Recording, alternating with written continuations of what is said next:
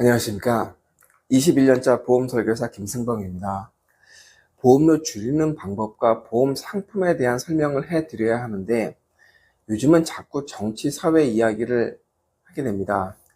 그런데 어쩔 수 없는 것이 보험도 정치, 사회에 큰 영향을 받는 부분이라 어쩔 수 없습니다. 정부와 의사 간의 극한 대결은 의사들의 집단 휴진 또는 파업으로 이어질 전망이고 정부는 그러든지 말든지 하는 입장인 것 같습니다. 이럴 바에는 윤석열 정부는 그냥 아무것도 안 했으면 중간은 갔을 텐데 예를 들어서 우리 집 안방에 벌집을 가져다가 벌집을 확 발로 차고 어머 벌이 나오네 난 도망가야지 식구들이야 알아서 도망가지 않겠습니까? 그런 입장인 것 같습니다. 전공의들은 병원을 떠나고 있습니다. 여기에 병원은 병원의 소득증대를 위해 국민건강보험으로 적용받는 수술보다는 로봇 수술을 마구 권하고 있습니다. 의사가 부족해서 어쩔 수 없다는 의견도 있습니다. 김어준의 뉴스공장에서 그런 얘기를 하더라고요. 네. 평소 국민건강보험에서 적용되는 급여 수술의 경우 국민건강보험에서 적용되는 그 치료를 급여라고 합니다. 그리고 국민건강보험에서 보장받지 못하는 그 치료를 비급여라고 하고요. 그래서 평소 50만 원이었으면 충분했을 전립선암, 갑상선암 절제수술이 요즘 최고 1,500만 원 이상의 병원비를 납부해야 하는 상황에 몰리고 있습니다. 이마저도 오래 기다려야 할 수 있는 수술이라며 50만 원짜리 급여 수술을 원한다고 하면 다른 병원에 가보라는 환자를 내모는 경우도 제가 봤습니다. 그나마 실손보험이라도 있으면 어쩌지 감당하겠는데 실손보험도 없이 로봇 수술을 하려면 수술비만 1,300만 원이고 이것저것 포함해서 최소 1,500만 원 정도는 준비하셔야 될 것 같습니다. 근데 문제는 또 뭐냐면 만약 이런 갑상선이라든가 전립선 이런 수술이 아니라 만약에 간 절제술이라든가 췌장암 수술 이런 건 로봇으로 안 됩니다. 이상하게 로봇이 최첨단 수술은 맞는데 위험한 부위는 로봇으로 못합니다. 그래서 위험도가 낮은 수술들만 로봇으로 시행합니다. 만약 위암 말기라서 위를 반 정도 절제하는 수술이다 이런 건 로봇으로 못합니다. 만약 뇌암이다, 머리에 암도 생깁니다. 뇌암이다 그러면 로봇으로 불가능합니다. 간 절제술 이런 것도 로봇 못하죠. 오른쪽 간. 그럼 의사들이 장기간 파업하는데 로봇으로 가능한 갑상선이나 전립선 이런 환자면 그나마 나은데 다른 중차대한 수술이 꼭 필요한 환자들은 이제 어떻게 하겠습니까? 병원이 돈이 안 된다고 못한다면 이제 어쩝니까? 의사에게 봉투라도 주고 수술해야 합니까? 이제 수술만 했다 하면 로봇 수술 비급여로 환자가 몰립니다. 왜냐하면 전공 의사들이 부족하니 병원은 급여 수술을 피합니다. 그럼 실손보험의 지급 금액이 높아집니다. 보험사들도 가만히 보고 있지 않습니다. 갱신 시점에 엄청난 보험료를 안겨줄 겁니다. 여러분 지금 실손보험이 비싸다고요?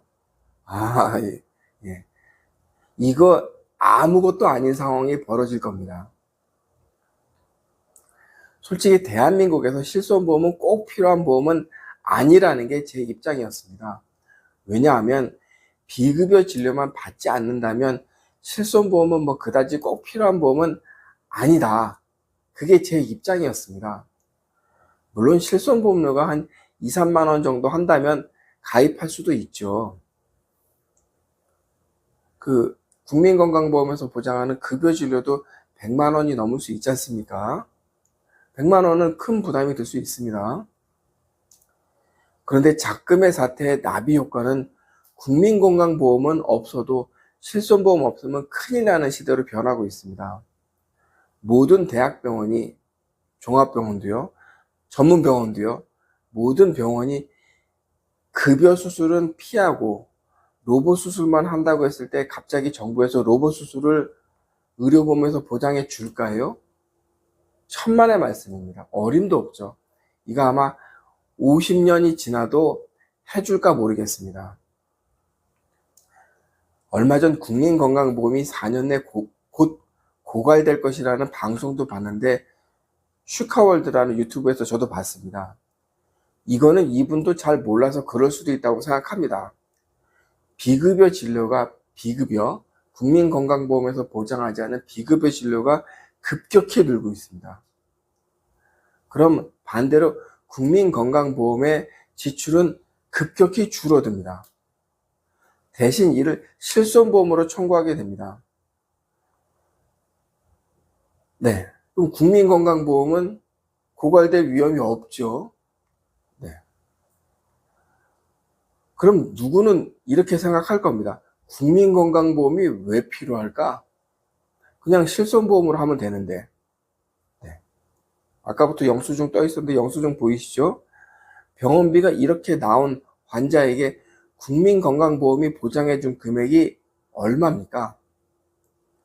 이 환자도 암입니다. 이 암 환자는 5% 낸다고요? 물론 급여 수술을 하면 5% 되죠. 근데 이 환자는 병원비에 이렇게 나왔습니다. 이 환자에게 국민건강보험이 중요해요? 아니면 실손보험이 중요해요? 라고 물어보면 실손보험이라고 이야기합니다. 그리고 실손보험이 더 쌉니다. 이분의 실손보험료는 29,950원입니다. 국민건강보험료는 한 달에 17만 원이고요. 국민건강보험은 축적된 보험료가 고갈되지 않으리라 저는 봅니다. 고갈을 막는 길은 간단합니다. 보험료 더 내면 되지 않냐? 보험료를 더 받는 게 쉽겠습니까? 그렇지 않습니다.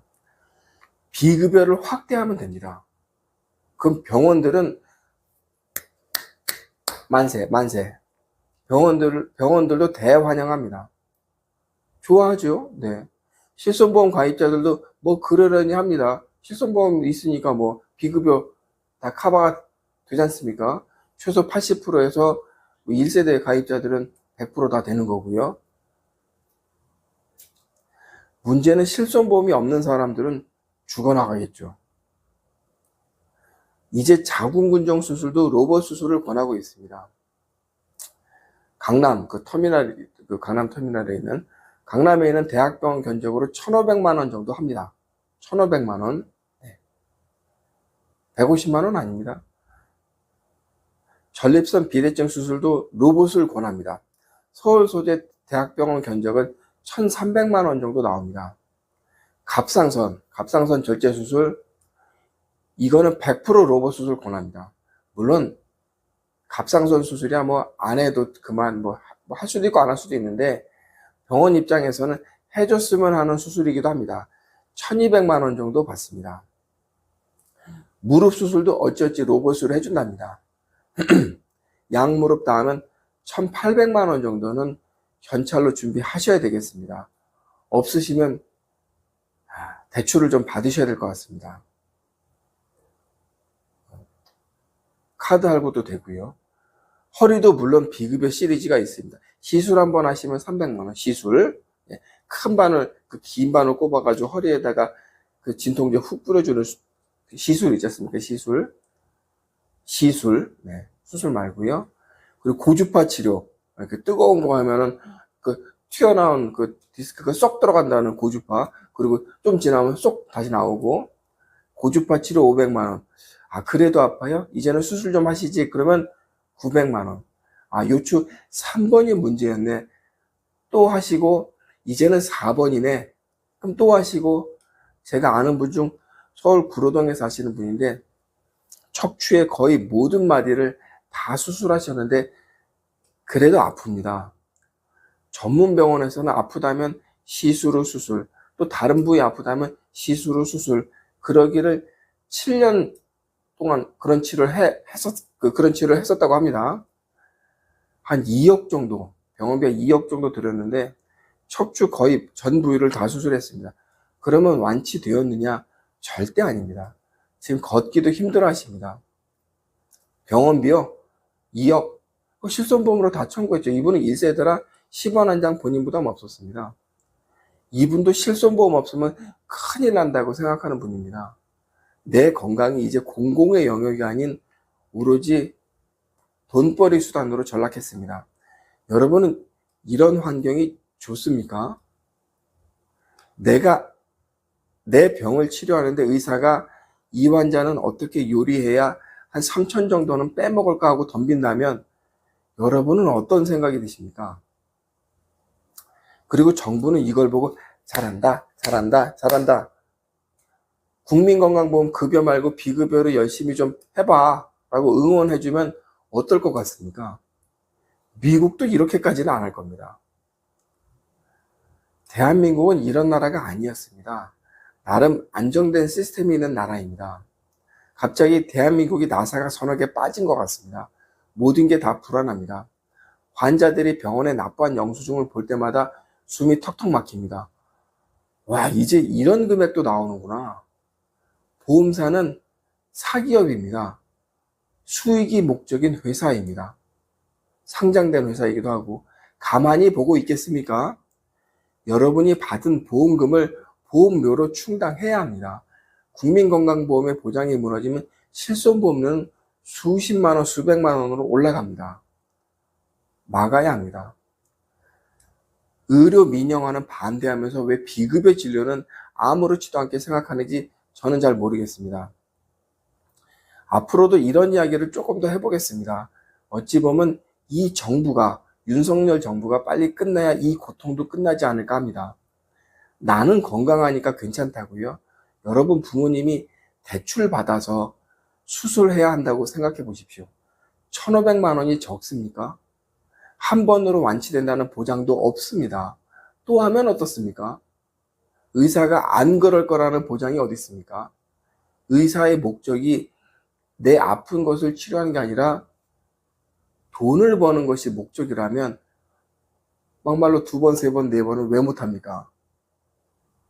1,500만 원으로 끝나지 않습니다.